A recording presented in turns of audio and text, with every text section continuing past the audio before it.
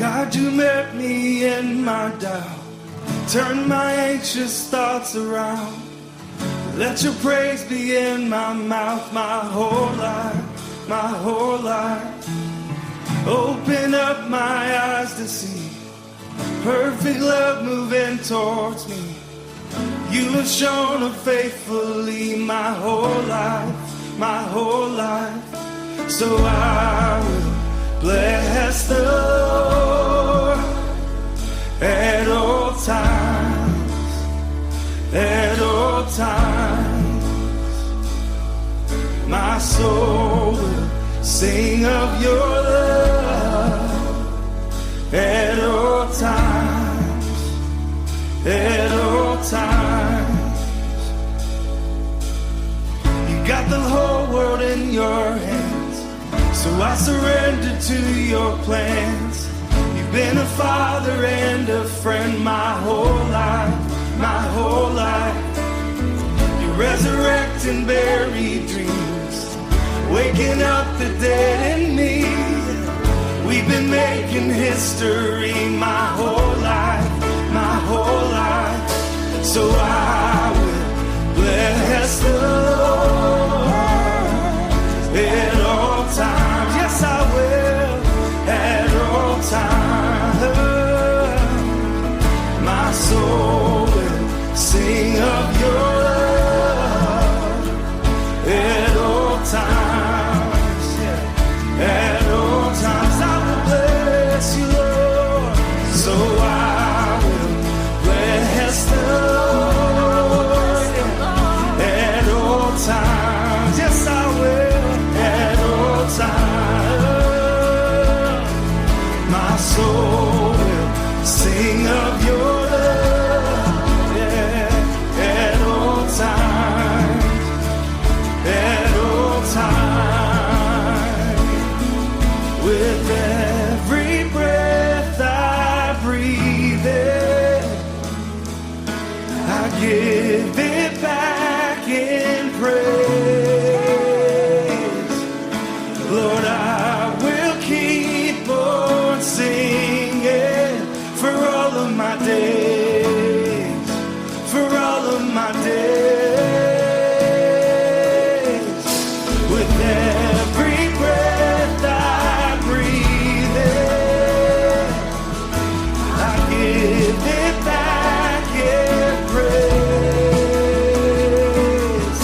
Lord, I will keep on singing for all of my days, for all of my days. Every breath, oh, with every breath I breathe in, I give it back in praise. Oh, Lord, I will keep on singing for all of my days, for all of my days. I will bless the Lord, so I will bless the Lord at all times. Yes, I will, at all times. My soul will sing of your love at all times, at all times. I will bless the Lord, I will bless the Lord at all times, at all times. My soul will sing of your love at all times, at all times.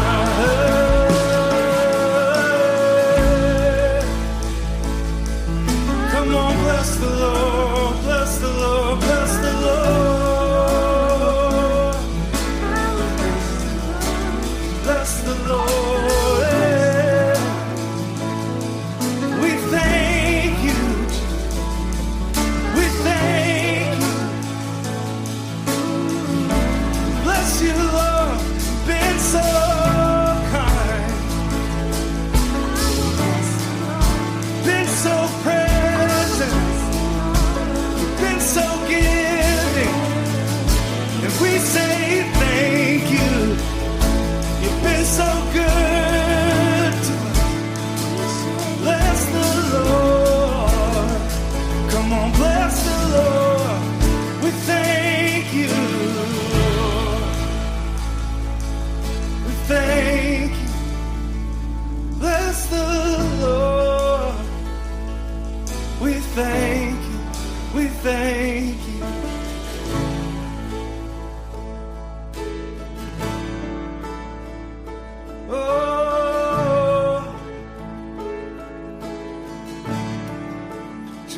praise always be on my lips. Oh, so I will bless the Lord at all times, at all times. My soul will sing of your love at all times, at all times.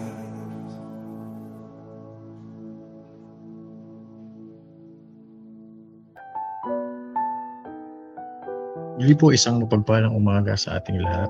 And we are again very thankful that you can join us today in our live devotion.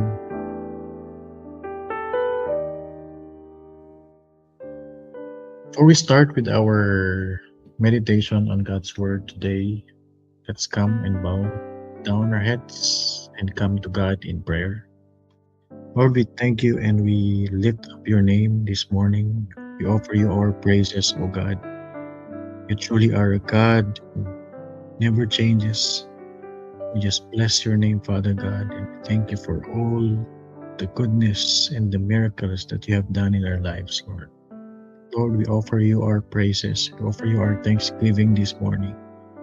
Thank you, Father God, for this time again that we will dwell and meditate on your words. Thank you for your inspiration, Father. Thank you for all our brethren joining us today. May you fill our hearts with gladness, with joy, Father God, with peace that surpasses all understanding. We just pray and honor you, Lord, today. Thank you, Father God, for each one of us. Just lift up to you all our praises and glory. In Jesus' name, amen.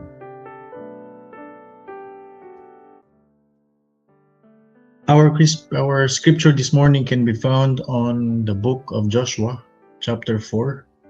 And we will be reading on the verses 5 to 7 and then 14 to 18. And said to them, go over the ark of the Lord your God into the middle of the Jordan. Each of you is to take up a stone on his shoulder, according to the number of the tribes of the Israelites. Verse 6, to serve as a sign among you in the future when your children ask you, what do these stones mean? Tell them that the flow of the Jordan was cut off before the ark of the covenant of the Lord. When it crossed the Jordan, the waters of the Jordan were cut off, and these stones are to be a memorial to the people of Israel forever. Verse 14, that day the Lord exalted Joshua in the sight of all Israel, and they stood in awe of him all the days of his life, just as they had stood in awe of Moses. Then the Lord said to Joshua, command the priests carrying the ark of the covenant, lo, come up to Jordan. Come up out of the Jordan. So Joshua commanded the priests, come up out of the Jordan, and the priests came out of the river carrying the ark of the covenant of the Lord. No sooner had they set their feet on the dry ground than the waters of the Jordan returned to their place and ran at flood stage as before.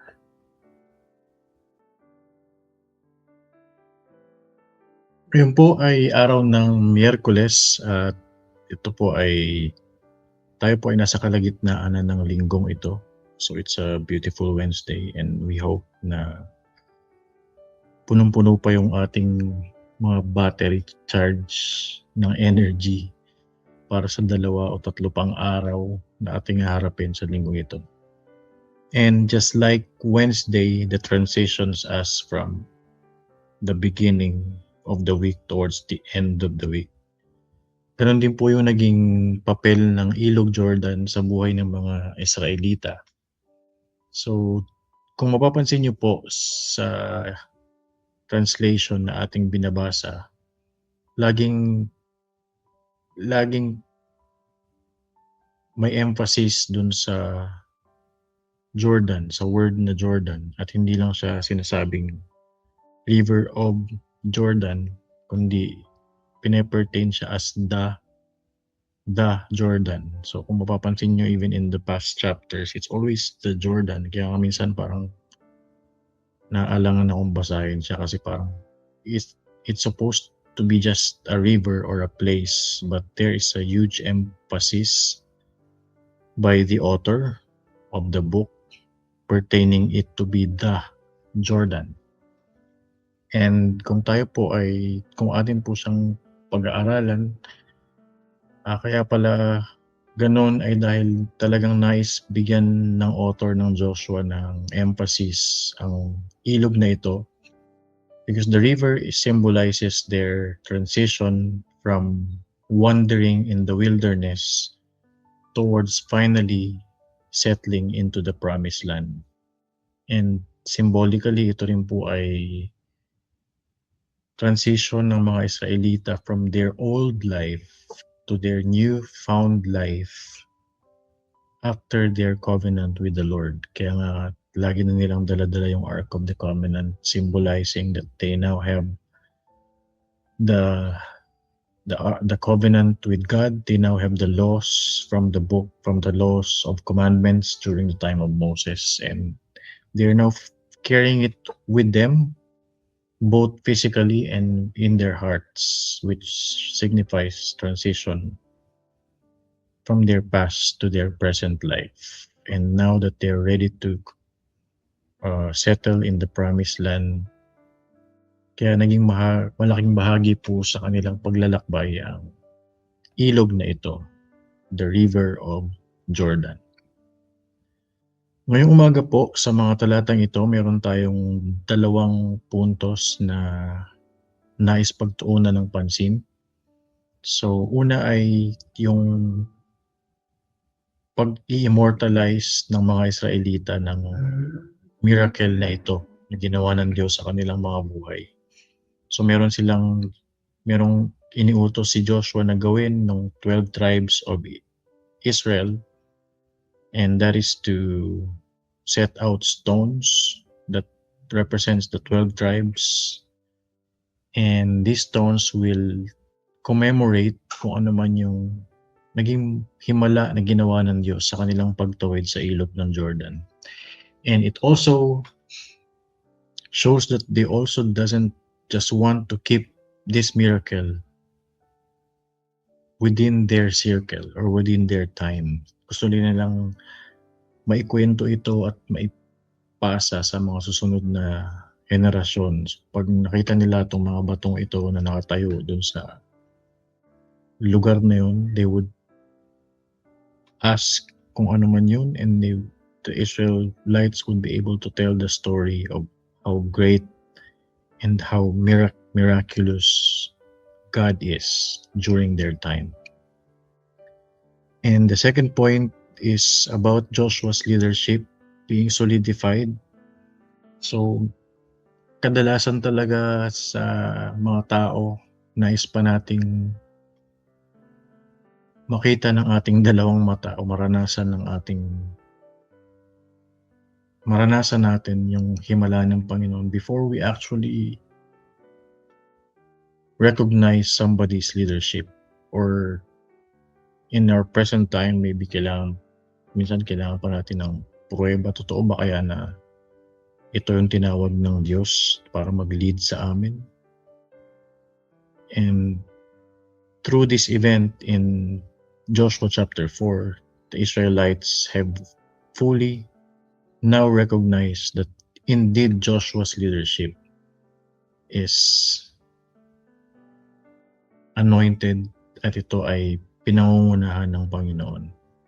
And in verse 14, that day the Lord exalted Joshua in the sight of Israel. They stood in awe of him all the days of his life. So simula sa araw na yan, all the days of his life, Joshua was recognized as the leader of the nation of Israel. And sa mga susunod na mga kabanata ng aklat na ito, makikita natin na hanggang sa sila'y nagsettle sa Promised Land, they truly and fully understood how great and how honored God is in the life of Joshua. So as an application, when God does a miracle in our lives, paano ba natin to inaalala o paano ba natin siya ini-immortalize? Gumagawa ba tayo ng artwork to remember it? Gumagawa ba tayo ng kanta, ng tula? So some composers maybe of the greatest worship songs na kinakanta natin tuwing linggo ay marahil na isulat nila yung mga awiting yun after significant events and miracles in their lives. So maybe some of us would say we keep it in our hearts that it becomes an inspiration and source of strength in our life. So kung dumating man yung mga pagkakataon sa buhay natin na meron muli tayong pagdaanan and we remember that at one point in our life God did something great and miraculous. So yun yung nagiging benchmark natin na hindi ako pababayaan ng Panginoon sa pagkakataon ito because at one point in my life, God has helped me overcome some struggles. And some would also say we offer Him praise and worship. We thank Him. And every miracle in our lives should be etched in our hearts, minds, and soul. And may the enemy not take it away from us. So may no struggle erase it from our perception of God's goodness. So minsan sa ating buhay Kristiyano kapag nakakaranas tayo ng pagsubok, mas mabigat doon sa nauna, there are times when we sort of doubt kung ito bang time na to kaya ko ba tong malampasan? But looking at what God did to us in the past, surely His goodness and mercy will follow us all the days of our lives, and not a single struggle God will not help us. Kaya nga sabi sa ating verse sa lahat ng Foursquare churches, Jesus Christ is the same yesterday, today, and forever. If He has blessed you before, if He has restored you before, He will surely restore you now and even tomorrow. And may these miracles and testimonies become also stories that we can share to our maybe children, to our next generation, and that it will become a generational blessing as well to our families. Second application, we do not need a miracle to realize how grateful we are of the people that led us to Christ. To experience the miracle of salvation. So just like how Israel's honored Joshua and recognize his leadership, may we also recognize our leaders. May we also recognize those people who have led us, who is constantly leading us to Christ. And may we honor them, may we pray for them and respect them. And these things will surely plant encouragement, joy, and peace in their hearts. Hindi naman kailangang makakita pa tayo ng mga kakaibang himala para lang ma-recognize na may mga taong inilagay ang Diyos sa ating buhay para dalhin tayo kay Kristo. That itself, that gift of salvation itself is one of the biggest miracle we could ever receive in our lives. And we owe that to our pastors, we owe that to our disciples, we owe that to our leaders who brought us to Christ and offered us the gift of salvation during the time when we received the Lord in our lives. Maybe some of them are even pastors na hindi man natin physically nakasama, but maybe we have seen them on TV and God used them to change our lives at para matanggap natin si Kristo sa ating buhay. And it is a huge blessing that we honor them and pray for them. As a reflection this morning, ano po ba yung mga himala na naranasan natin sa ating buhay na ginawa ang Diyos?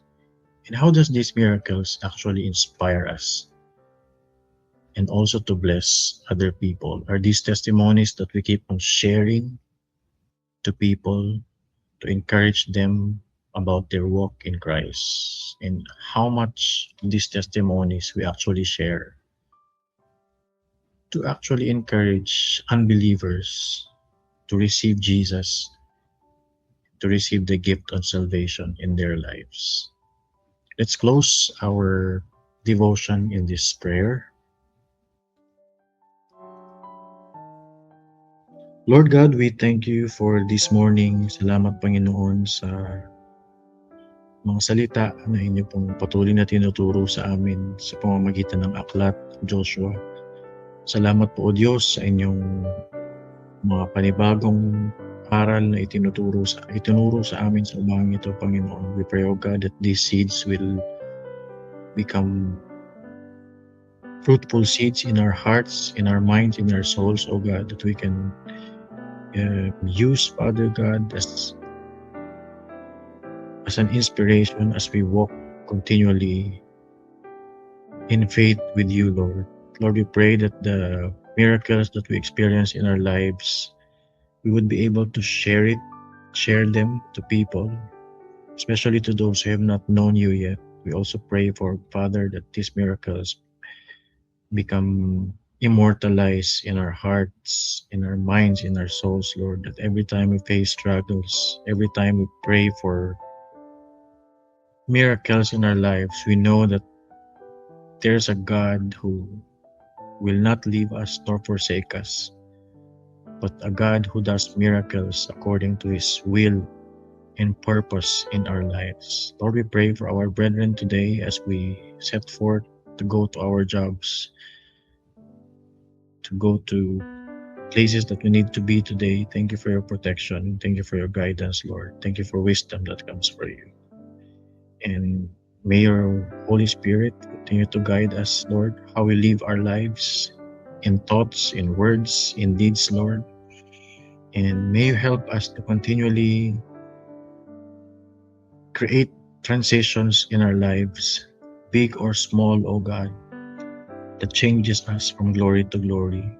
Kung paano pong binago niyo ang mga Israelita, Panginoon, the moment they stepped out of Jordan and they were ready to conquer the promised land, Lord. Help us, Father, to also make these transitions in our lives from our old self to our new selves, from departure to arriving to where you want us to be, Lord. Salamat po, Panginoon, sa inyong mga aral na patuloy niyong tinuturo sa amin, Panginoon. And we even thank you, Lord, for the lives of Joshua and the Israelites who have been an example through this story, O God, in Joshua chapter 4. Lord, we lift up to you our lives, the coming days, O God, as we continue to meditate on your words. May your name be glorified, be honored, O God, and be praised. In Jesus' name we pray. Amen. Amen.